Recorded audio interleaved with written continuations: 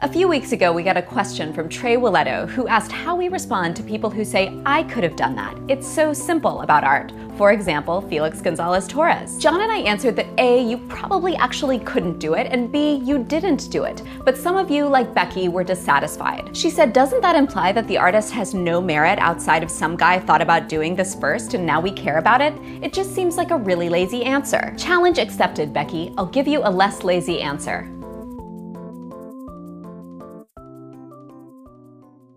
Okay, if you're looking at a work of art and feel compelled to say, I could do that, or my kid could do that, the first thing you want to do is assess if you really could do that. Take some hard-edge abstraction like this painting by Piet Mondrian that may at first glance seem fairly easy to execute. But if you've tried to use oil paints before, you'll know that it can be really tricky to create such smooth lines and a consistent, flat application of color. There's also little details like a line that stops just short of the edge of the canvas that clues you in that no amateur did this. Or Cy Twombly's work gets a lot of heat for looking like a bunch of kids' scribbles. But take a closer look. The quality and character of his line work is astounding. The restrained use of color is exquisite. This isn't Crayola crayon on construction paper. This is pretty masterful handling of paint and pencil and crayon. They may be scribbles, but they're freaking amazing scribbles. And if you still think you could do it, I say give it a try. It could be a really productive exercise to see how something is made, and it may help you learn a new skill or take your work or life in a new direction. But let's move on to what happens when you really could have made the thing in question. If you think about Felix Gonzales Torres, the example Trey brought up, we can look at a work like Untitled Perfect Lovers from 1991 that pairs two commercially available clocks and synchronizes their time. Yes, you can go to a store, buy two clocks, and hang them on the wall just like this.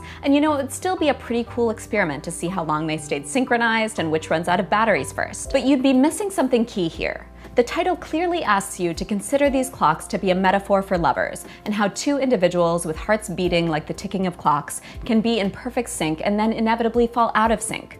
The title further suggests that the lovers remain perfect even after they've fallen out of sync. But there's even more, because this work wasn't just made by any person at any time.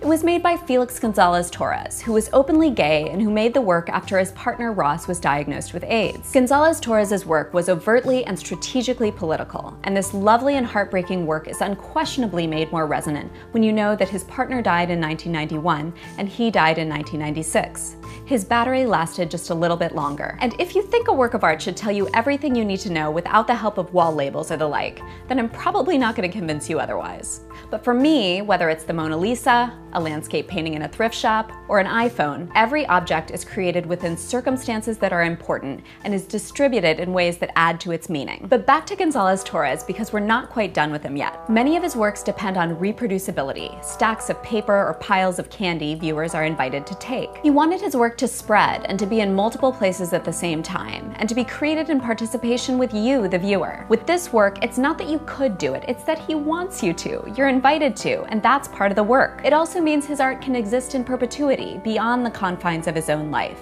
and you can still experience it today, and maybe take it home with you too. When you say I could do that, what you're really saying, and what I would encourage you to say next time is, this doesn't display a remarkable amount of technical skill, and that's what I really look for in art. I think it's perfectly fine to have a preference for art that displays manual talents unavailable to most. But there's a history of artists beginning in the early 20th century who took on of skilled laborers by technologies and less skilled workers who operate them. Industrialization also had a profound effect on art, introducing new methods of reproduction, and we can't forget about the dawn of photography that certainly called into question the relevance of spending loads of time learning how to paint something realistically. Rather than devote their lives to mastering a particular medium, some artists began to push the boundaries of those mediums and even forgo them altogether. There's sculpture that is purposefully unmonumental, paintings purposefully non-virtuosic, drawings purposefully simple. It's not that these things don't take skill, they just take different kinds of skill. Research, deduction, collaboration, exploration of new materials, radical thought. Just as we value professions other than skilled labor, we should also value work by artists focused not just on craftsmanship, but on the effective execution of good ideas. It's the thought they bring to the form, or have others bring to the form, and not just the form itself.